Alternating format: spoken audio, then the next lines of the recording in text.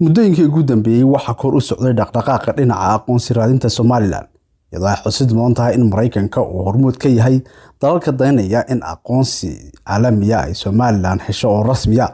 Muddooyinkii ugu dambeeyay socday ama wadankaasi Mareykanka ay ka wadeen qaar ka mid ah xildhibaanada aqalka sare ee wadankaasi sharci lagu meel marinayo in xiriir gaar ah oo toosa ay Washington la yeelato xukuumadda Hargeysa.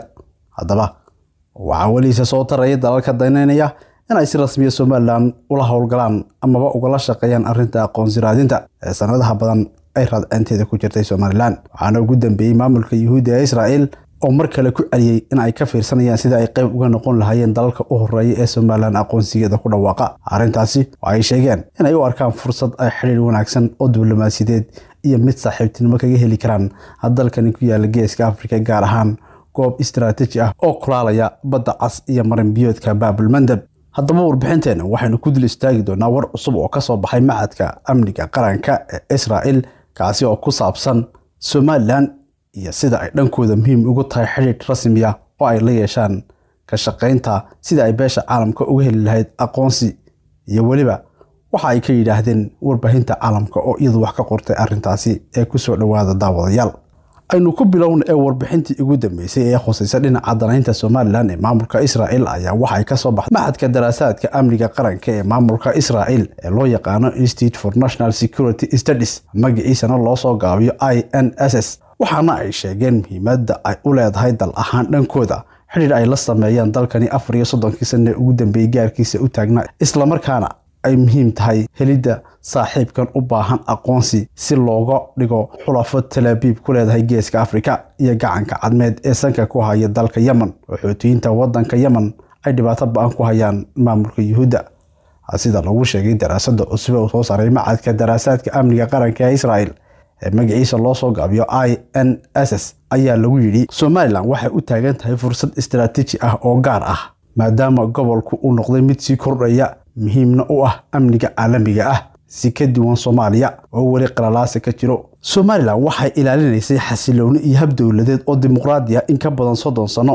tan iyo markii ay ku dhawaaqday madax banaanideeda 1991. inkasta oo ay leedahay baa lagu yiri warbixinta lacag u gaar ah ciidamo iyo hay'ado dimuqraadi ah, haddana wali lama aqoonsan. taasi waa ta keenaysa in laga yaabo inay ka dhigto mid muhiimad gaar ah u leh Israa'iil ayaa lagu yiri daraasadda macadka amniga qaranka ee maamulka Yuhuudda. warbixinta INSS ayaa sidoo kale waxa lagu tilmaamay 3 qodob oo faa'iido weyn ah oo ay Somaliland leedahay, kuwaasi oo qodob loogu sheegay waxaanay kala yihiin: 1. dhawaanshaha dhulka ay xukumaan Xuutiyiinta Yemen oo ay Somaliland u dhowdahay, taariikh amni oo guuleysatay oo ka jirta Somaliland, iyo qodobka 3aad oo ah nidaam siyaasadeed oo si xoogan uga hortagay xagjirnimada Islaamiga ah ayaa lagu yiri warbixintaasi. tani waxay muhiim u tahay Israa'iil oo doonaysa inay xanibto saameynta Iran ee marin biyoodka badda cas, halkaasi oo Xuutiyiintu ay ku kordhiyeen weerarada ka dhanka ah maraakiibta caalamiga ah iyagoo taageero ka helaya xukuumadda Tehran.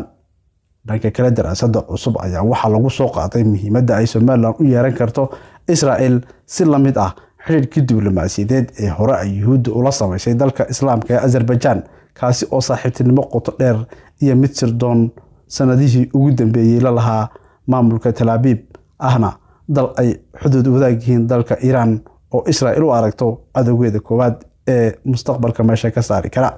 waxaana ay sheegtay warbixintu in xiriirkaasi ay la samaysay xukuumadda Baku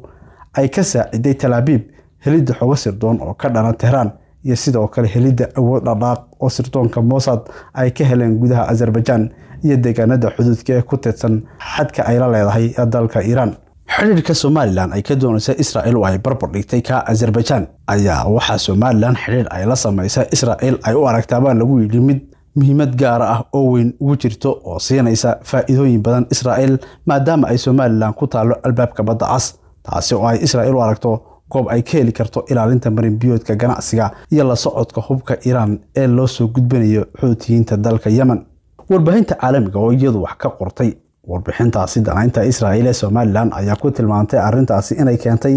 dhaqdhaqaaq siyaasadeed iyo dimuqraadiyadeed oo gobolka ay badankiisu ka buuxaan kalitaliyaasha iyo dawladaha burburay, halka Somaliland ay dhammaan mushkiladahaasi ku hareeraysan ee dhexda ugu jirto ay u suura gashay hirgelinta doorashooyin nabdoon, taasi oo ay kula kala wareegeen madaxdii kala duwaneed ee la doortay hab nabdoon oo bilaa rabshada iyo muujinta yidiilo bulsho oo dhanka horumarka u socota. Dhinaca xasiloonida siyaasadeed iyo dhaqan islaami ah oo suufi ah oo ka fog xagjirnimada ayaa waxaa warbixinaha lagu sheegay inay si dabiici ah ula jaan qaadayso danaha amniga qaranka ee maamulka Israa'iil. Heerka aan la aqoonsanayn ee Somaliland ayaa waxaa warbixinaha sidoo kale lagu sheegay inay xitaa kordhin karaan qiimaheega istiraatiijiga ah iyo samaynta iskaashi u socon kara si hoose iyada oo la marayo kooxo gaara ama sirdoon ama heshiisyo aan rasmi ahayn sida Israa'iil ay ula shaqeyso dalal kale oo ku yaala meelo xasaasiya. Dhanka saamaynta gobolka ayaa waxa warbaahintu iyo sidoo kale falanqeeyayaashu ay aaminsan yihiin iskaashi kasta oo Israa'iil iyo Somaliland dhex mara waxa uu saameyn ku yeelan karaa qodobo dhowr oo gobolka ka jira. Qodobka koowaad ayaa waxa lagu sheegay warbixinaha in Itoobiya isticmaashada ka Berbera ay arrintaasi u arki karto fursad weyn oo u soo korodhay. Qodobka labaad ayaa la aaminsan yahay inuu yahay dowladda Soomaaliya ee Muqdisho oo iyadu si weyn uga soo horjeedi doonta arrintaasi maadaama ay Somaliland u aragto gobol ka goostay oo qayb ka ah iyada. Qodobka saddexaad ee ugu dambeeya ayaa la aaminsan yahay in Midowga Afrika uu la kulmi karo cadaadis cusub oo ku saabsan siyaasadda aqoonsiga ee Somaliland. Arrintani ayaa la aaminsan yahay sidoo kale inay saameyn ku yeelan karto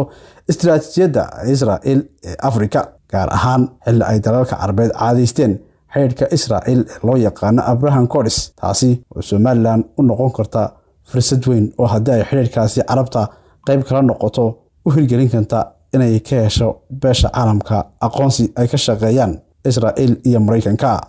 Ma aha markii ugu horeysay ee maamulka Yuhuudda ee Israa'iil ay dul istaagaan ama war ka soo saaraan muhiimadda ay Somaliland u leedahay inay xiriir rasmi ah la yeeshaan isla markaana ay ka shaqeeyaan sidii Somaliland ay beesha caalamka uga heli lahayd aqoonsi rasmi ah. Hase yeeshee xukuumadii kala dambeeyay ee Somaliland iyo tan hadda joogta ayaa iyagu weli arrimahaasi si rasmi ah uga hadal, waxaana inta badan la soo gudbiyaa ama warbaahinta caalamiga ah ay soo xigataa sida ay Israa'iil ugu celcelinayso danaynta xiriir ay la samayso Somaliland oo ku taala goob istiraatiiji ah.